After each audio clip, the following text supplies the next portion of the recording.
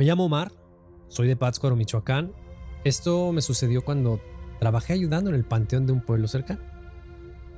Yo no era sepulturero de oficio, entré porque un tío mío, Anselmo, era encargado del panteón. Entonces necesitaba a alguien que le ayudara a cargar bultos, a limpiar tumbas, a abrir fosas, a acomodar flores cuando había entierros. Tenía 22 años y en ese tiempo aceptaba cualquier chamba. El panteón no era grande. Estaba en la salida del pueblo, pegado a unos terrenos de milpa, un camino de terracería donde pasaban vacas, perros y gente que iba para el monte.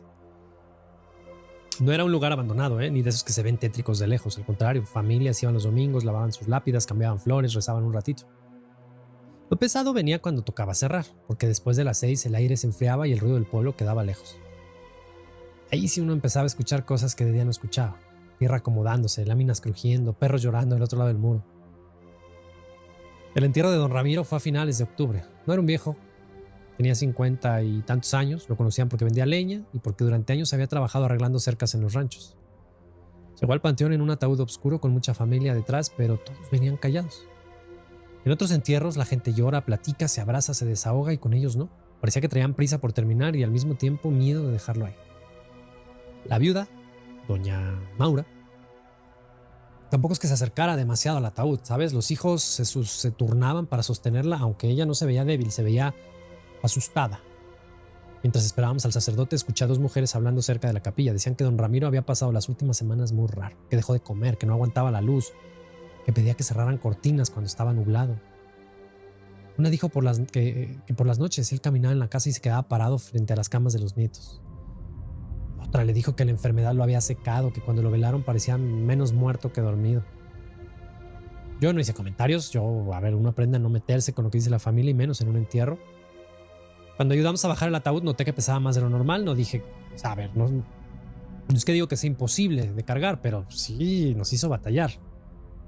Uno de los hijos dijo que la caja era de madera gruesa y que por eso se sentía así. Mi tío no contestó, él tenía muchos años enterrando gente, conocía el peso de un ataúd, incluso con maderas diferentes, y me miró de reojo como diciéndome, cállate. Lo bajamos en una fosa cerca del muro del fondo, parte nueva del panteón, todavía había mucho espacio, y antes de cerrar, la hija menor de don Ramiro se inclinó sobre la caja, limpió algo con un pañuelo. Fue un movimiento rápido, pero alcancé a ver una mancha oscura cerca de la boca del difunto, que la tapa todavía estaba abierta. Y no parecía maquillaje corrido, parecía humedad fresca en los labios. Esa noche llovió, al día siguiente llegué temprano con mi tío para revisar que no se deslizara la tierra de las tumbas nuevas. Desde la entrada vimos 3 perros rondando la sepultura de don Ramiro. No escarbando, caminando alrededor, olfateaban, retrocedían. Uno de ellos se acercó demasiado y de pronto empezó a gemir, como si algo lo hubiera lastimado. Se agarró una piedra, se las aventó y los espantó. El perro que había gemido salió cojeando, pero no tenía una herida en la pata. La sangre le bajaba por el cuello, en 2 hilitos delgados. Pensamos que se había peleado con otro animal entre las tumbas.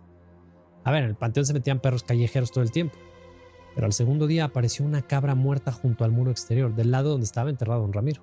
La cabra no estaba destrozada, ni mordidas grandes, ni señales de que hubiera sido arrastrada. Tenía el cuello marcado con heridas limpias y pequeñas, el cuerpo flojo como si hubiera vaciado. Mi tío la revisó con una vara y dijo que no había casi sangre en el suelo. Eso me quedó como inquieto, ¿sabes? Los días siguientes encontramos más animales, un gallo, un conejo, un perro y todos cerca de esa zona, todos con heridas parecidas. Mi tío empezó a cerrar más temprano, me dijo que no me quedara solo al fondo del panteón. Yo le dije, ¿qué pasó, tío? ¿Qué crees? ¿Que sea un coyote o algún animal del monte? Y me dijo, mira, puede ser, pero no sonaba como eso. Y empezó a dejar cal alrededor de la tumba, supuestamente para ver si algún animal caminaba ahí de noche. La familia de don Ramiro volvió al tercer día. Doña Maura llegó con 2 hijos y una niña como de 8 años. Traían flores blancas y veladoras, pero no las pusieron de inmediato. La viuda se quedó viendo la tierra de la tumba. Después le preguntó a mi tío si habíamos notado algo raro. Anselmo le respondió que había llovido y que por eso la tierra parecía haberse movido. Él dijo que no hablaba de eso.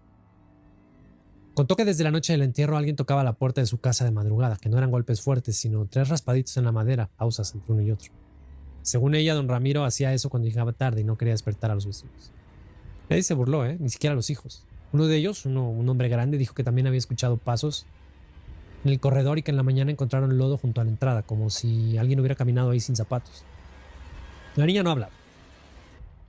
Ella se mantenía pegada a la falda de su abuela, con el cuello cubierto por un suéter, y eso que no hacía frío. Cuando la viuda se distrajo, la niña bajó un poco la tele y vi 2 marcas moradas debajo de la oreja. Esta tarde cerramos el panteón antes de que oscureciera. Mi tío puso un candado extra en la reja. Me pidió que no le contara a nadie lo que habíamos escuchado.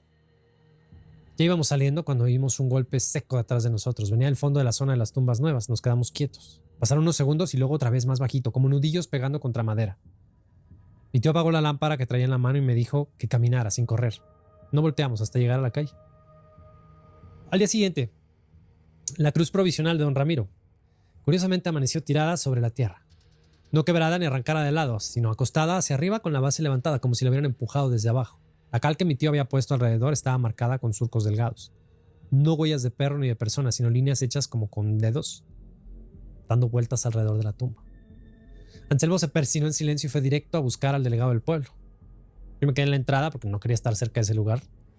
La familia llegó poquito después. Doña Maura ni siquiera parecía sorprendida. Dijo que esa madrugada los golpes en su puerta habían durado más tiempo, que la niña despertó con fiebre, diciendo que su abuelo estaba parado en el patio. No decía que lo había soñado, decía que lo había